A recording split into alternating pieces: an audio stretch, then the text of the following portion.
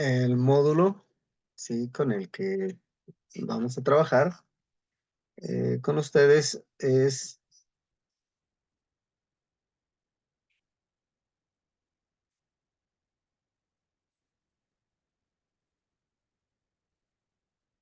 tengo aquí, se me olvida, bueno, ok, este, la estadística en fenómenos naturales y procesos sociales. Entonces,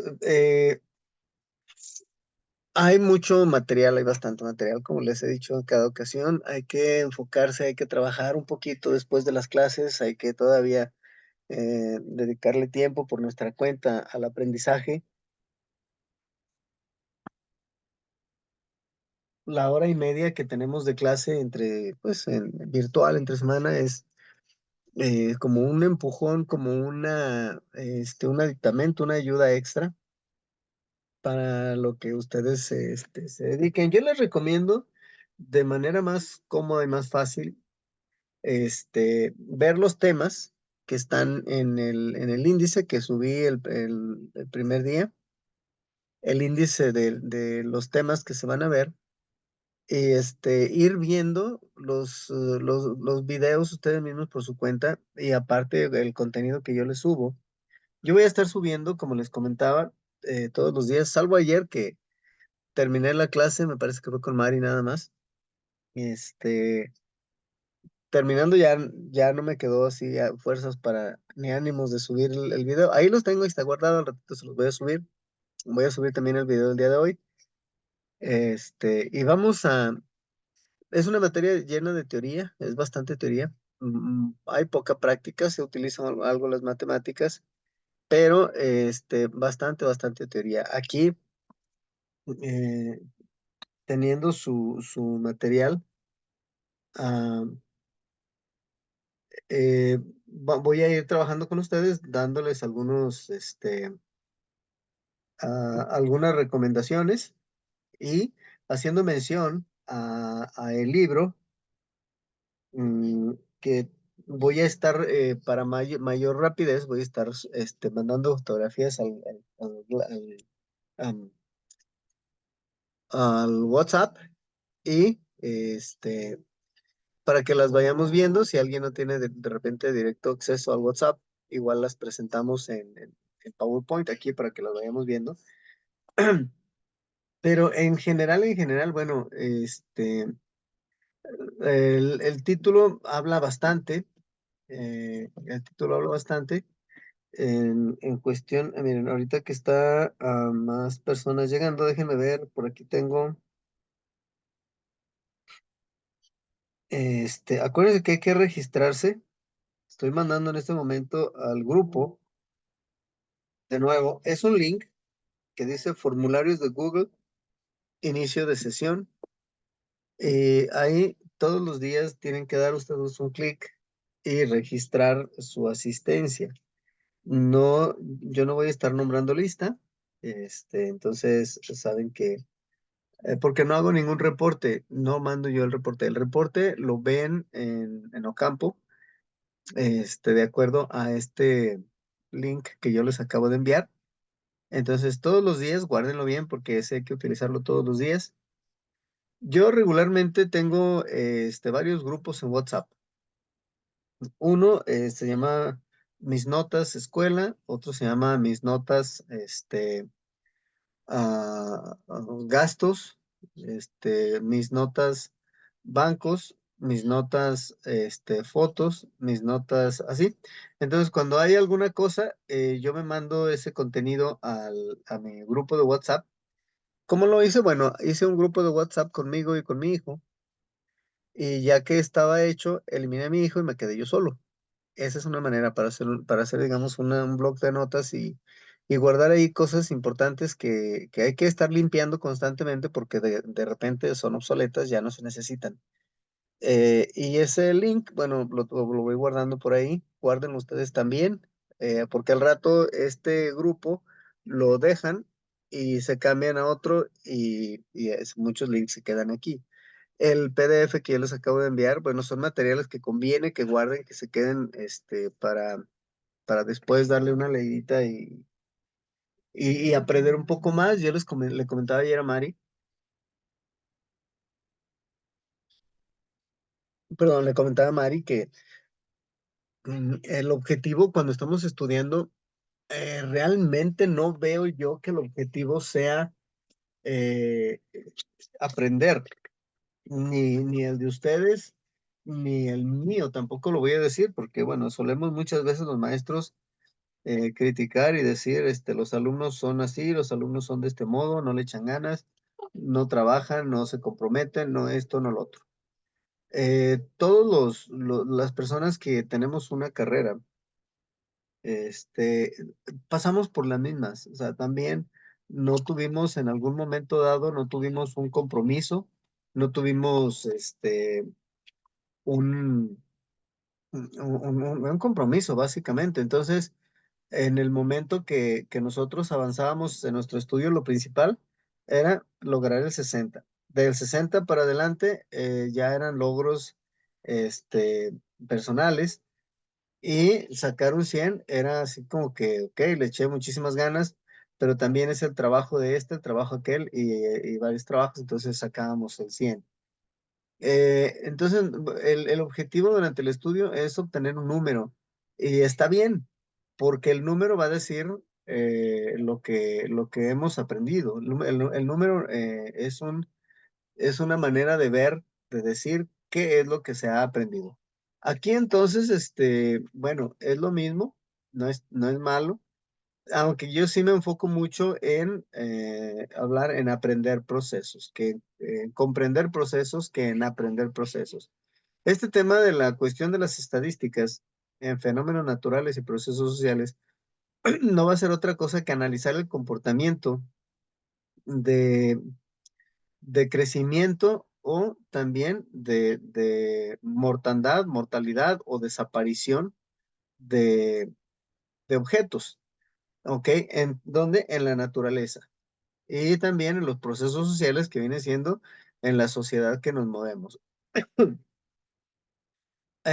Hablar, digamos, de la estadística en los fenómenos naturales, vamos a estar hablando de las lluvias, de las cosechas, de los nacimientos de los animales, del crecimiento de la población de determinados insectos en determinada zona. Este es un tema que para nosotros, bueno, a lo mejor durante mucho tiempo ha pasado sin sentido, sin valor. Sin embargo, todos los días hay gente preocupada por una cosa y hay gente preocupada por otra. Hay quienes ya después de haber estudiado los incendios forestales durante el año 2023, 2022, del 2021 y los años anteriores, pueden ya más o menos de acuerdo a los fenómenos naturales que se puede predecir que se avecinan de acuerdo a los estudios estadísticos, se puede calcular más o menos el daño que se va a ocasionar en este 2024 por incendios, ¿sí? Aunque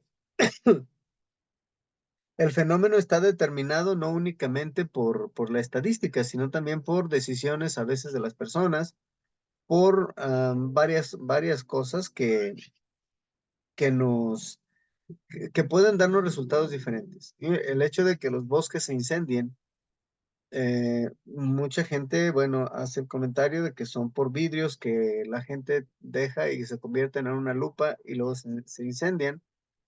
Pero los fenómenos naturales son diferentes, son no necesariamente por vidrios. Este, mm, en la cuestión de los incendios, mm, hay muchos factores que intervienen, ¿sí? El principal, sí, o sea, es el descuido o también el comportamiento inadecuado de la gente, ¿sí? Bueno, aquí, como yo les comentaba, ah, vamos a ver, ok, como yo les comentaba, viviendo aquí en Tlajomulco, es muy común durante todo el año estar viendo ah, estar viendo incendios, aquí en los cerros, alrededor hay bastantes cerros, ¿sí? Eh, y, y regularmente, es bien difícil, sí, también es cierto, es muy difícil que un bosque se incendie únicamente nada más porque se incendió y ya. Eh, el, la mayoría de las ocasiones que ocurren incendios forestales es por fogatas que deja la gente, ¿sí?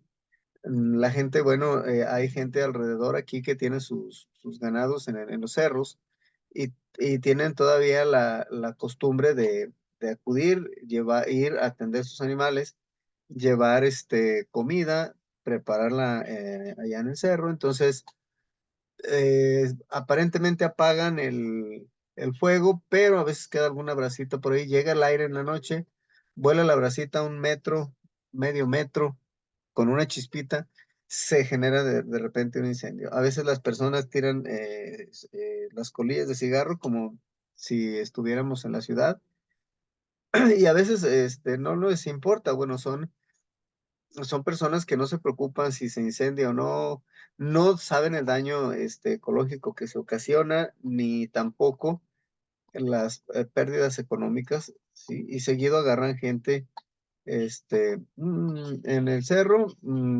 haciendo diferentes actividades, divirtiéndose, jugando, y ocasionando incendios. Eh, el, ah, hay gente incluso que prepara ciertas zonas para que tener un mejor pastizal el siguiente año, y queman ciertas partes del cerro porque eso les funciona muy bien. Es más fácil incendiarlo que cortarlo. Y ahí también hay personas que, bueno, dejan encendido, se van y si pegó bueno la lumbre y si no, pues después vuelven. Y así se queman hectáreas y hectáreas de cerros. Sí, no digo que no ocurren, efectivamente ocurren también por los vidrios que se dejan tirados, pero es muy difícil que llegue a ocurrir por ocasiones de un vidrio. Muchas otras ocasiones, en tiempo de, de lluvias, si las condiciones climáticas están precisas, pues algún rayo incluso puede incendiar un árbol. Ese árbol lanza chispas para todos lados. Si la tierra no está suficiente mojada todavía y las plantas no están suficiente húmedas, se va a generar también un incendio, ¿sí?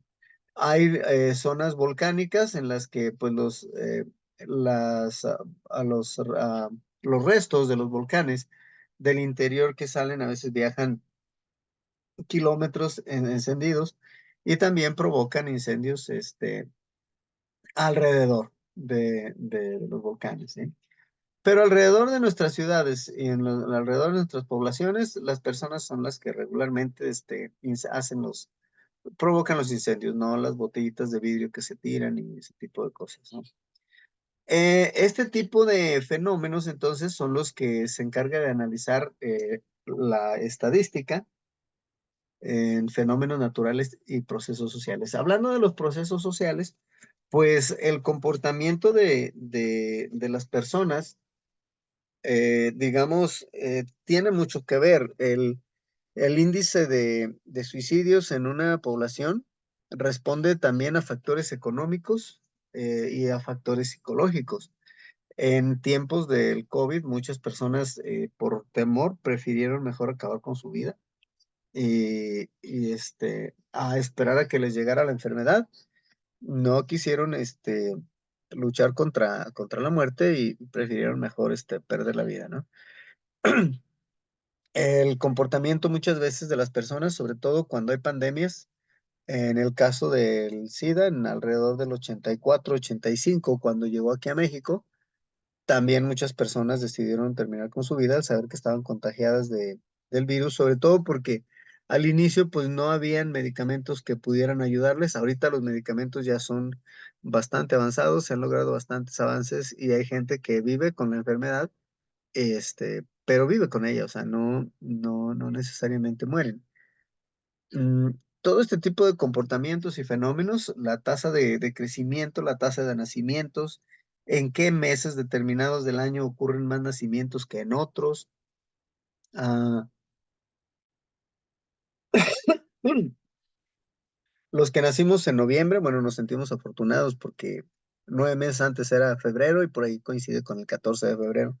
Muchas cosas se analizan, el comportamiento de las personas, la psicología de las personas, y ese es el estudio que regularmente se tiende a analizar y a comprender, ¿no? A buscar el modo de entenderlo. Uno de los puntos principales con los que, vamos, que tomamos en cuenta son las enfermedades, que es lo que regularmente más afectan sobre todo cuando a las zonas urbanas. Sí, dentro como ejemplo último, en este asunto de la cuestión del COVID, que vino y, bueno, nos trajo, no nada más la enfermedad, no nada más las muertes, debido a la enfermedad, trajo enfermedades mentales, también enfermedades depresivas, mm, gente que vivíamos con un temor de que no sabíamos qué iba a ocurrir, el temor a que a que nos pasara algo y dejar a nuestra familia desprotegida. Bueno, al menos ese era el pretexto. Y, mm, son situaciones que regularmente van ocurriendo. El impacto más grande, bueno, que yo recuerdo, que ha ocasionado en la sociedad es la aparición del SIDA, que fue algo muy palpable, que fue algo que pudimos ser testigos directos de las enfermedades. Y también, después de ahí el ébola, que no alcanzó a llegar a México, llegó a algunos lugares, pero no se propagó tan fuerte como lo hizo el SIDA. Eh, Después vino la influenza aviar o porcina. Fueron diferentes tipos de influenza que estaban también dando mucho trabajo a los cuerpos de salud. Y todos nos cubríamos con cubrebocas y sí le teníamos miedo, pero sabíamos que el vecino por ahí jamás se había vacunado y que de repente se vacunó contra la influenza y se murió. Esa historia corre por todas las colonias de Guadalajara y de Tlajumulco. Eh, Cuando llega el COVID, ya a finales de 2019, la gente, bueno, habían bastantes opiniones. Yo recuerdo la opinión de una persona que decían, va a llegar aquí en tiempos de frío, en mero enero, dice, y no nos va a hacer nada, se va a morir con el frío. Pues creo que traía abrigo porque hizo su faena, hizo su actividad y no le importó el sexo, raza, religión, posición social, color, nada. O sea, fue algo que llegó y todos tuvimos alguna experiencia que ver. Personalmente nunca me tocó este, eh, sufrir sus consecuencias. Probablemente fui asintomático porque tampoco me vacuné, nunca. Me mantuve siempre al cuidado. Soy una persona que todavía usa el gel, ya no tanto como al principio, pero usa el gel. Estoy saliendo de esta gripa, de este resfriado. He estado utilizando cubrebocas estos días en el trabajo porque yo era de las personas que opinaban antes que cuando apareció el COVID, yo decía, bueno, pero ¿por qué hasta ahora la utilizan? O sea, ¿por qué hasta ahora es tan exigente? Siendo que antes llegaba algún niño enfermo a la escuela cuando daba clases en el día y a los 2, 3 días era una enfermadero incluyéndome a mí. eh, Me escapé muchas veces porque yo también era una persona que no me gustaba llegar y utilizar no es que sea escrupuloso, pero no me gustaba utilizar el escritorio sin darle una limpiada con una franela que siempre traía conmigo,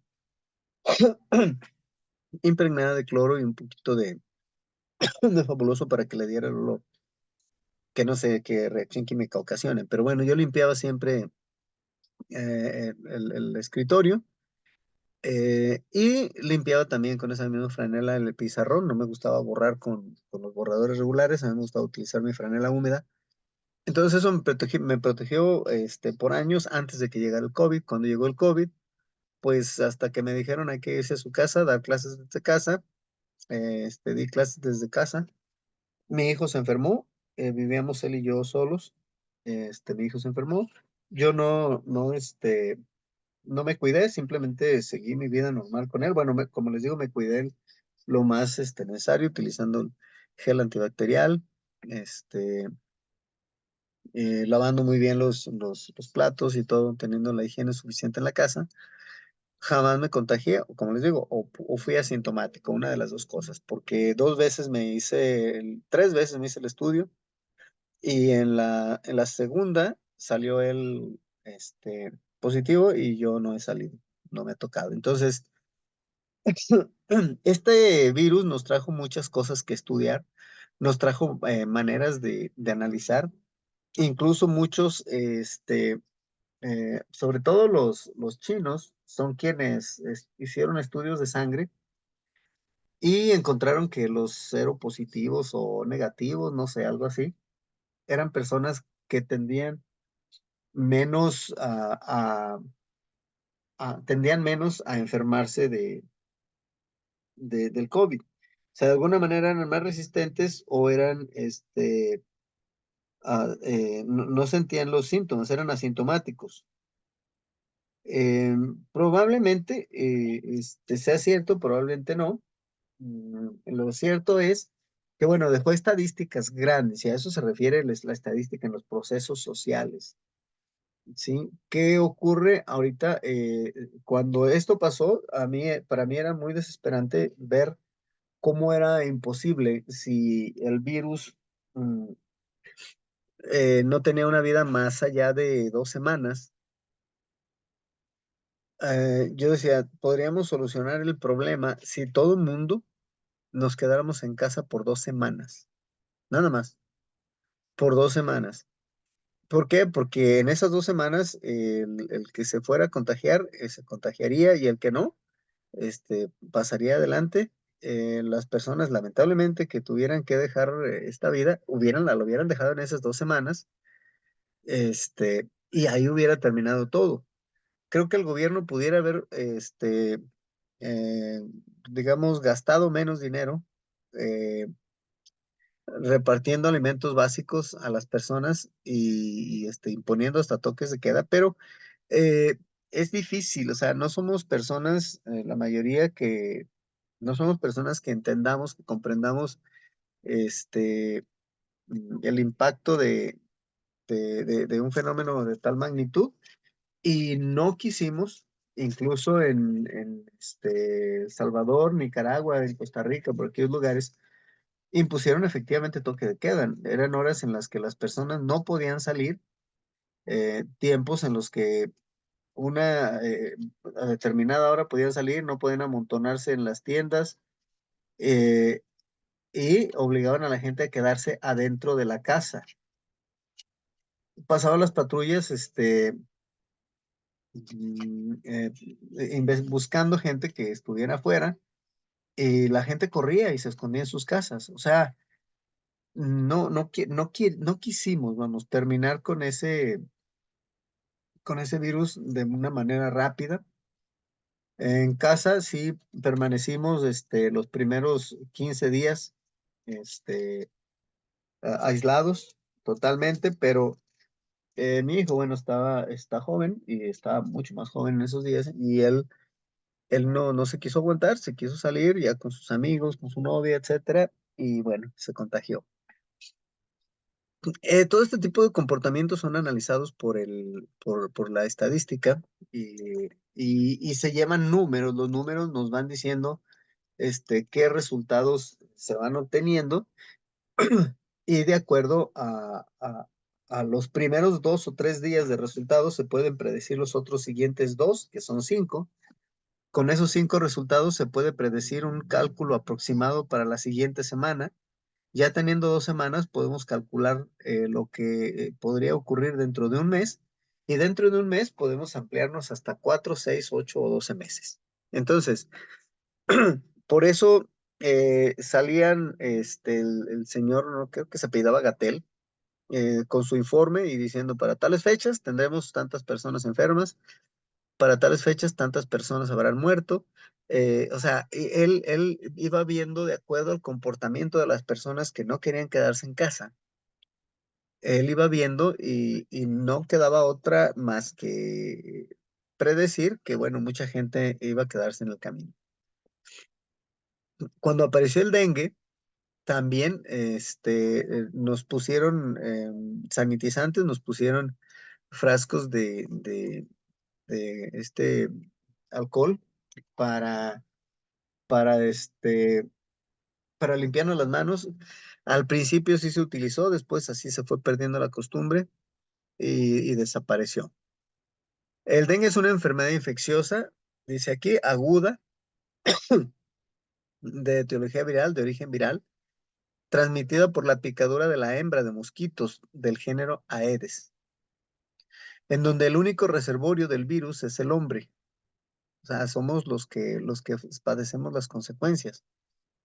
El agente etiológico es del dengue virus con 4 variantes o serotipos.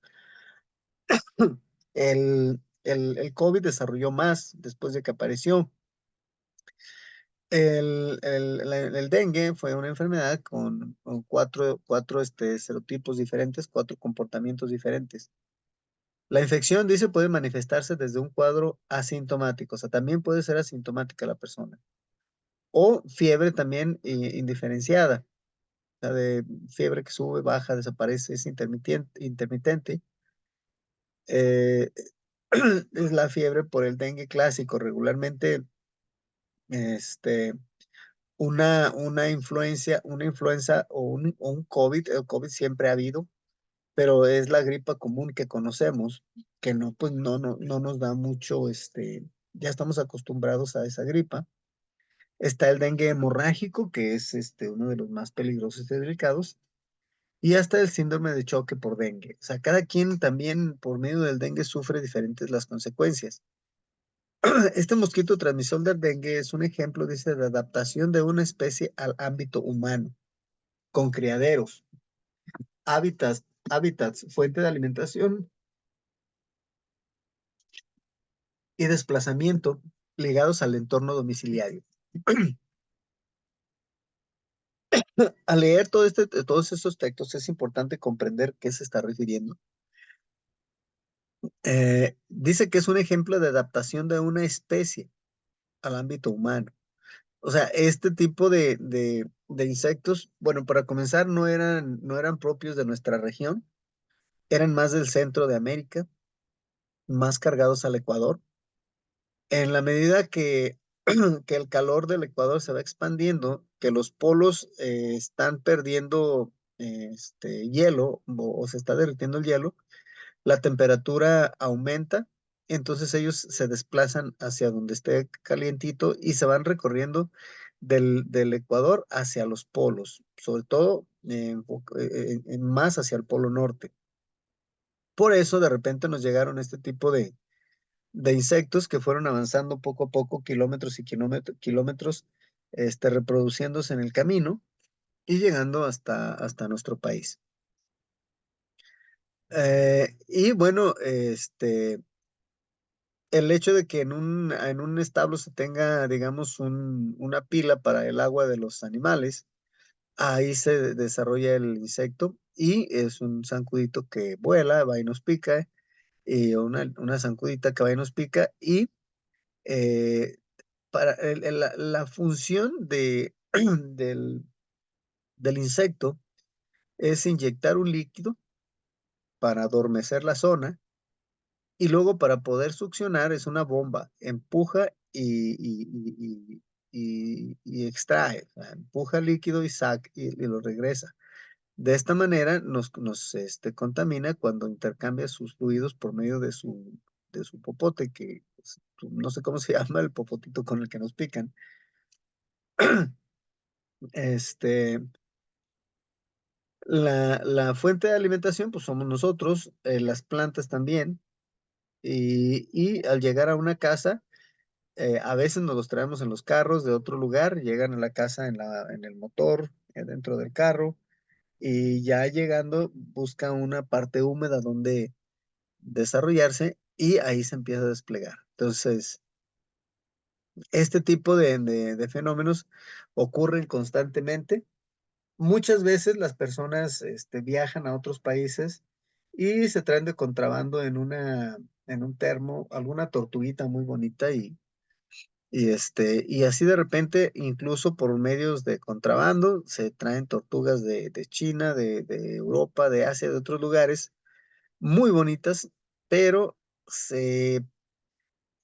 no son de este ambiente, tienden de repente a ser más agresivas que nuestras tortugas. En la primavera se soltaron una vez una cierta cantidad de tortuguitas de esas chiquitas verdes que venden en los baratillos, porque alguien ya no las quería y dijo, pobrecitas, que se vayan mejor a la naturaleza. Bueno, pues estas criaturitas hermosas que se fueron a vivir a la naturaleza comenzaron a matar a nuestras tortugas mexicanas y entonces el ecosistema empezó, obviamente tiene que tener un impacto porque nuestros animales están guardando un equilibrio y si nos traen otras, el equilibrio va a cambiar definitivamente y a veces no es para bien, ¿sí? Entonces este tipo de insectos se van trasladando y nos traen sorpresas no muy agradables, no muy agradables, este, y, y a veces, bueno, como les comentaba, ocasionan muertes como son el dengue, el chikungunya, que es otra de las enfermedades que nos han llegado, eh, y que de repente no tienen un control, no se pueden controlar, sobre todo porque a veces tenemos malas prácticas en casa, ¿sí? Guardamos las llantas, no hay personas como yo, por ejemplo, que tengo algunas llantas en casa, pero no porque me guste guardarlas, sino porque nadie se las quiere llevar, nadie, no hay dónde tirarlas. Hay lugares a donde las puede uno llevar, no sé dónde sea. Entonces es difícil de repente de hacerse de una llanta, de repente se las llevo a algún llantero y se las dejo ahí, les dejo 10 15 pesos, pero para que ellos mismos vayan a tirarlas al tiradero, pues no, es un poco complicado este asunto. Ah, entonces, el uso de insecticidas, bueno, nos va a traer otro problema también, porque el uso de los insecticidas, no termina únicamente con el mosquito, va a terminar incluso con otros animales en los plantíos donde hay, por ejemplo, maíz. La gente eh, riega pesticidas para acabar con los insectos que dañan sus plantas de maíz. Y las abejas son las encargadas de polinizar, entonces ellas andan de flor en flor, tienen contacto con estos pesticidas y hay años en los que en algunas zonas no hay abejas suficientes y no hay flores suficientes de determinada especie. Eso nos trae problemas también, es un desequilibrio, cambia la temperatura, aumenta o disminuyen las lluvias, o son lluvias demasiado fuertes, o son lluvias muy sencillas, ¿sí? Entonces, de acuerdo a la información que vimos aquí, de acuerdo al dengue, con base a esta información anterior, vamos a deducir que la forma de erradicar o controlar la infección podría ser, en primer lugar, impedir los encharcamientos en las reservas inadecuadas de agua en la fase reproductiva del mosquito, así como el uso frecuente de insecticidas. ¿Ok? Eh, el uso de abate, o no me acuerdo cómo se llama, esos sobrecitos que dan en el ayuntamiento para poner en nuestros tinacos y estarlos cambiando constantemente para evitar que los insectos se reproduzcan ahí. Y bueno, sobre todo, si vamos a tener llantas en el patio, pues cubrirlas con plásticos para que no se hagan charcos, aunque encima del plástico se va a hacer otro charco. Por otro lado, evitar la picadura por el mosquito y el uso frecuente de insecticidas. procurar hábitos que no generen el vector en hábitat de adaptación y establecer dos o más acciones que eviten la proliferación del mosquito. O sea, buscar maneras para eliminar el insecto, no para matarlo, sino para evitar que se reproduzca. Nos queda menos de un minuto. Terminamos esta primera parte.